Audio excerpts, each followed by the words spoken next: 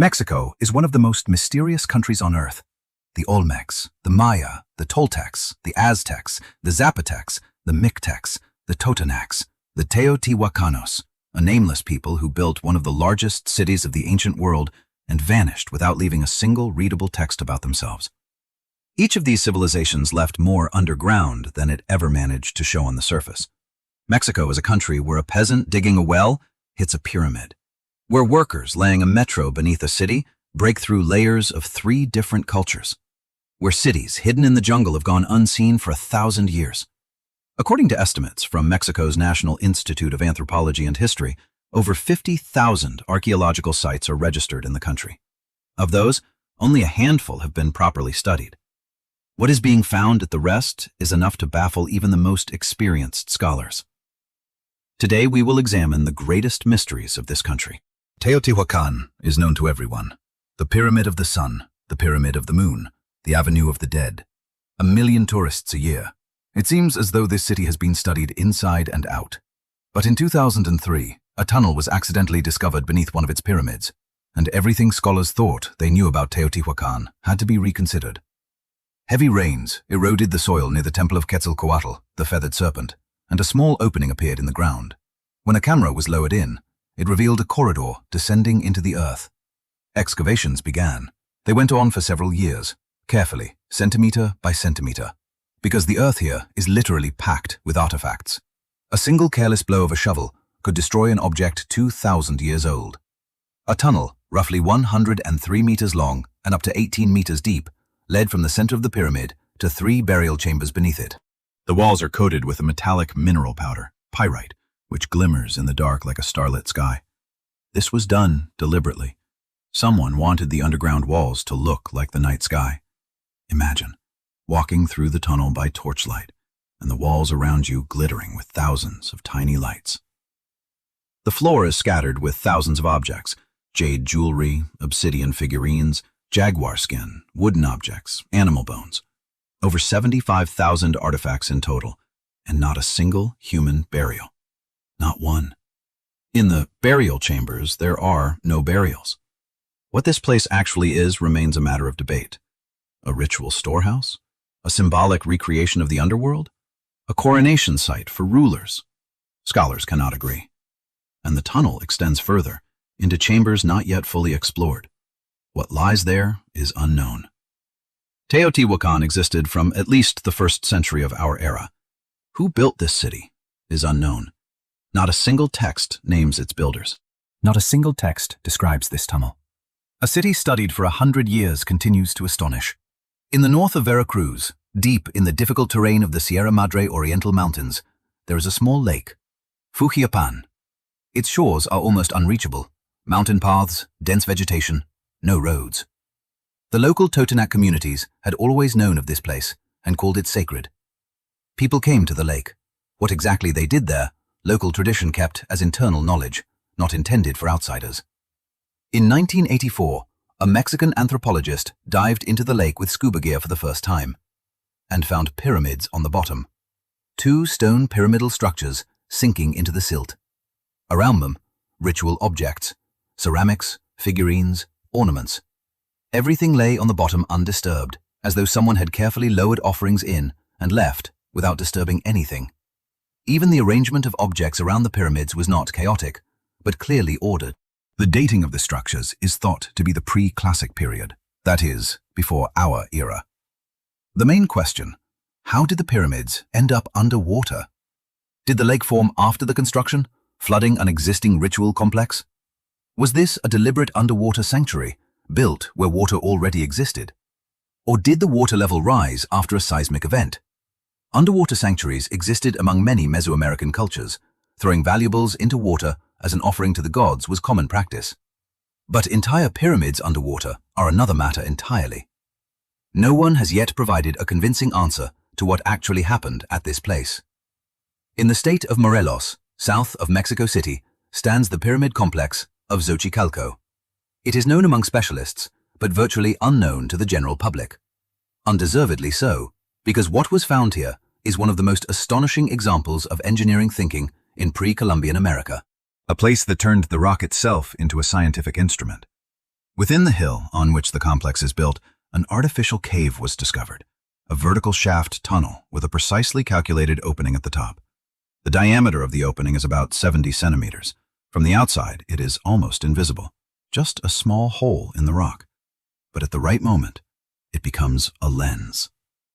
On the days of the summer solstice and the days around it, as well as on zenith days when the sun is directly overhead, a beam of light passes through this opening perfectly vertically downward and illuminates the cave floor with a perfect circle. At other times, the beam shifts, creating ellipses of different shapes on the walls, depending on the date. Every day of the year, its own shape of light, its own geometry. This was a living calendar built into the rock. Priests would descend into the cave and determine the exact date from the shape of the light patch, accurate to within a few days.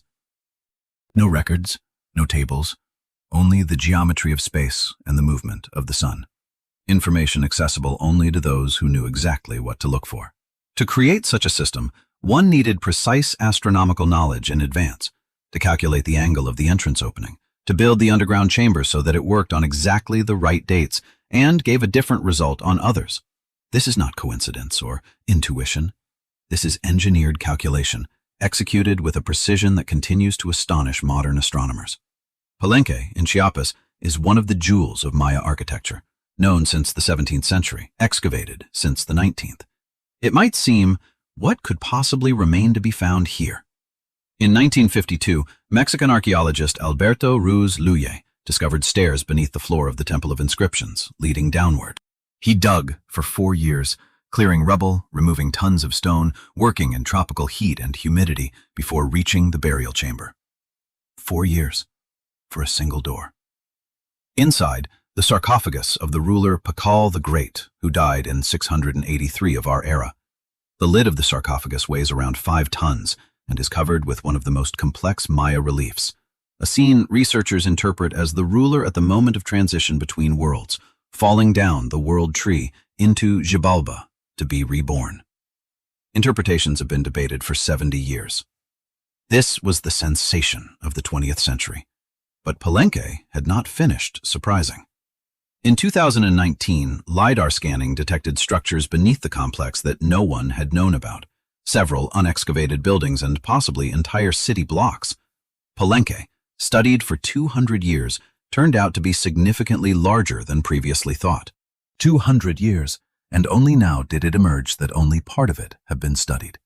And in 2023, directly beneath the palace, in a place considered thoroughly explored, a new underground water-filled chamber was found. A cavity filled with water, hidden beneath one of the most intensively studied architectural complexes in the Americas. The entrance is so narrow it barely fits a person. What it is? Unknown. What it was for? Unknown. 200 years of excavation, and Palenque still delivers surprises. In 1978, workers from an electrical company were digging a trench in the center of Mexico City, a few blocks from the main square, the Zócalo. They struck an enormous stone disc, about 3.25 meters in diameter, weighing around 8 tons. On it, a relief image of the moon goddess Coyoshauqui. The workers stopped and called the museum. This pinpointed the exact location of the Templo Mayor, the great temple of Tenochtitlan, capital of the Aztec Empire, destroyed by the Spanish in 1521. The Spanish built their city directly on top of the Aztec one, using the same stones, filling in the same streets, erecting their churches on the foundations of Aztec temples. Mexico City literally stands on Tenochtitlan. And for 4.5 centuries, no one had fully appreciated how literally. They began to dig. It emerged that beneath the center of modern Mexico City lies an entire city. Layers of Tenochtitlan descending several meters deep, not one layer, 7 successive construction periods, each built on top of the previous. The Aztecs themselves rebuilt their great temple again and again, each new ruler building over the previous one, expanding the scale, demonstrating supremacy. Excavations in the center of Mexico City continue to this day, piecemeal, between buildings, under roads, in the basements of churches. Every few years, something is found. In 2020, beneath one of the buildings, they found a wooden platform for the ritual ball game, a tzompantli, hidden beneath a 16th century Spanish colonial building. In 2022, a wooden boat in perfect condition. In 2024, new fragments of ritual objects in the basement of a private house. Mexico City lives above its secret, unaware of exactly what lies beneath it. On the mountain plateau above the Oaxacan Valley stands Monte Alban, capital of the Zapotec civilization, which flourished from 500 years before our era to 700 of our era. The very choice of the plateau is astonishing. The builders literally sheared off the top of a mountain to create a flat platform for the complex. This is not a metaphor. The horizontal surface was created artificially by leveling the bedrock. The volume of material moved amounts to thousands of tons. Why build on a mountain rather than in the valley, where it would have been incomparably easier?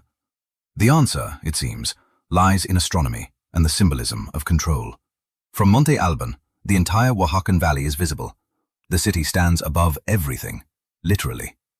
At the very center of the complex stands a strange building. All the other structures at Monte Alban are oriented precisely along cardinal directions, accurate to a degree. This building is not. It is rotated 45 degrees from the rest of the complex. It points like an arrow in a direction that seems arbitrary. This is Building J. Its shape, too, is unusual. Not a rectangle or a pyramid, but something resembling an arrowhead or the prow of a ship, elongated in a specific direction. It is clearly different, and clearly, deliberately different. Through its tunnels and windows on specific dates, rays from particular stars and planets pass through.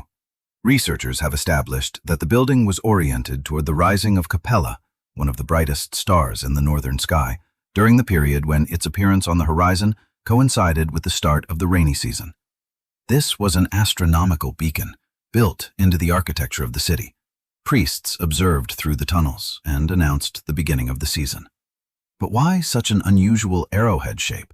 That remains a question without a definitive answer. In the state of Guerrero, in a mountainous region in the early 1990s, unusual objects began appearing on antique markets.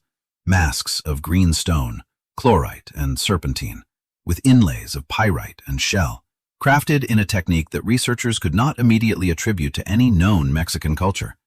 Where they came from, the dealers would not say. They kept strictly silent. The trail led to the region of the Cachimba caves.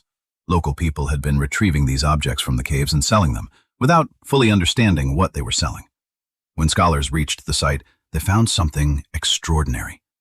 In deep caves, in specially prepared niches, lay ritual hoards, masks, figurines, ornaments, vessels, everything carefully arranged, everything deliberately placed there, not discarded, not hidden in panic, but left as an offering. Someone had made a long journey into the mountains, lowered objects into a cave, and left, disturbing nothing. This was a deliberate ritual act. The style of the objects is Olmec. The age, approximately 3,000 years. The Olmecs lived on the Gulf Coast of Mexico, several hundred kilometers from Guerrero. The mountains between them are a serious barrier. How did their ritual objects end up here? Were these gifts to local sanctuaries? Sites of pilgrimage to which people specifically traveled from afar bearing offerings. Sacred caves that held significance for the entire Mesoamerican religious system. This discovery radically expanded the understanding of Olmec influence. It turned out that the Olmecs, or their cultural reach, extended to places no one had previously considered. The boundary of their world was significantly wider than had been thought.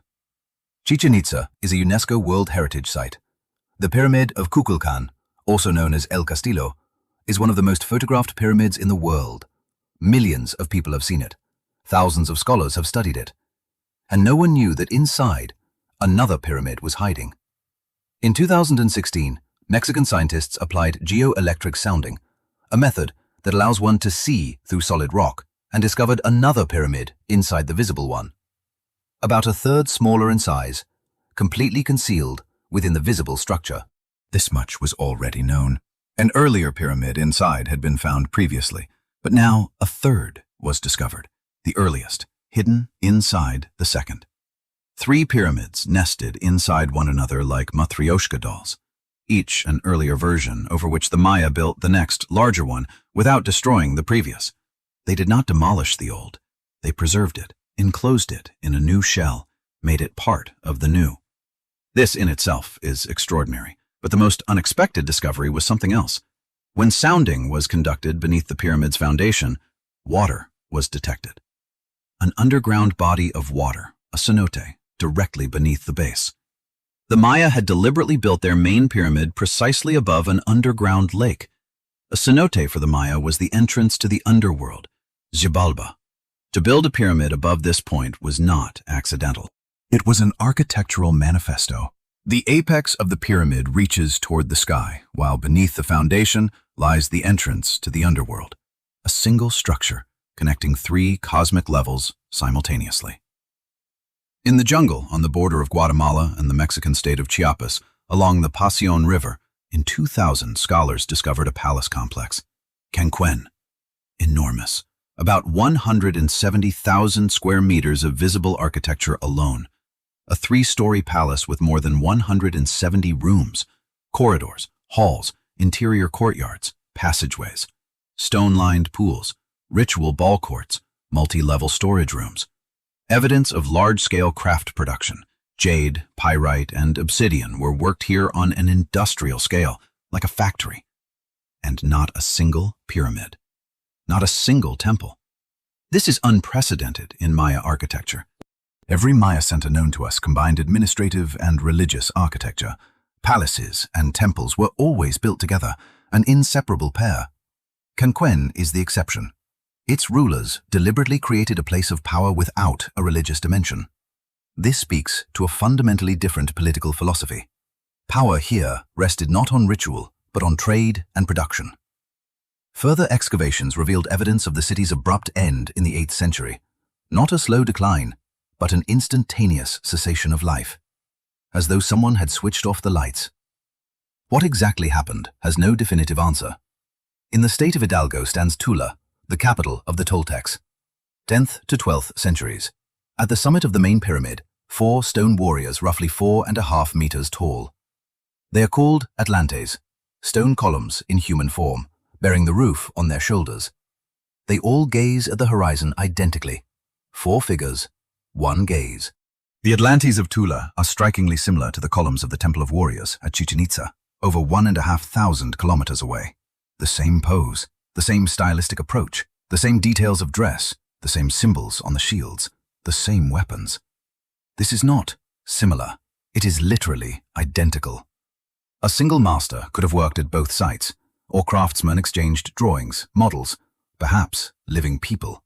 This points to a direct and very specific connection between the Toltecs of Tula and the Maya of Chichen Itza. What precisely that connection was has been debated for 100 years. This is not an exchange of objects through trade. This is the transfer of architectural programs, iconographic systems, possibly entire guilds of craftsmen. Either the Toltecs exerted direct political influence over Chichen Itza, or the Maya deliberately copied Toltec style as a symbol of legitimacy and prestige. But what truly baffles scholars is this. Tula itself may be a copy. A number of researchers believe that the real Tolan, the sacred city of mythology from which all civilizations originated, was Teotihuacan, and the Tula we know was built later as a deliberate recreation of the legendary original. This means that the Atlantes of Tula and Chichen Itza may be variations on an original that we have never found. In 2018, an international team of scientists applied LiDAR mapping to a section of jungle in the Petén, northern Guatemala, directly bordering the Mexican Yucatan. LiDAR is aerial laser scanning that sees through vegetation and builds a 3-dimensional map of the terrain beneath it. A plane flies over the jungle, the laser penetrates the canopy. Each pulse registers the distance to the surface below the trees. A computer builds a map of what lies beneath. A technology that allowed people in a matter of hours to see what could not be seen on foot over several centuries. The results were such that several members of the team initially could not believe what they were seeing on their screens. Beneath the jungle lay the remains of more than 60,000 structures. Not simply isolated buildings, an entire urban system. Cities connected by paved roads, some wider than modern motorways. Fields equipped with irrigation canals extending for tens of kilometers. Fortified lines between cities. All of it had always been there. No one had simply seen it because people had been looking from the ground, not from the air. The scale of the estimated population overturned all previous assessments. If the LiDAR data reflects the true density of construction, Then on the Yucatan Peninsula and in the Petén during the classic Maya period, not 5 million people lived there as previously thought, but between 10 and 15 million, comparable to the population of medieval Europe. This changes everything. If Maya civilization was so densely populated and urbanized, how did it feed itself in the conditions of tropical forest? How did it govern such territories without the wheel and without iron tools? Why did all these cities disappear within a matter of decades? None of these questions has an answer. The jungle had been concealing megacities all along, and we thought we had been studying the Maya for centuries. Mexico is a country where the earth speaks more loudly than people do. Every time scholars thought they understood this civilization, the earth revealed something that overturned the familiar picture. A tunnel where there should not be one. A city where they thought there was empty jungle. A pyramid where they thought there was only a pyramid, and it has not finished speaking yet. Thank you for watching. Have a wonderful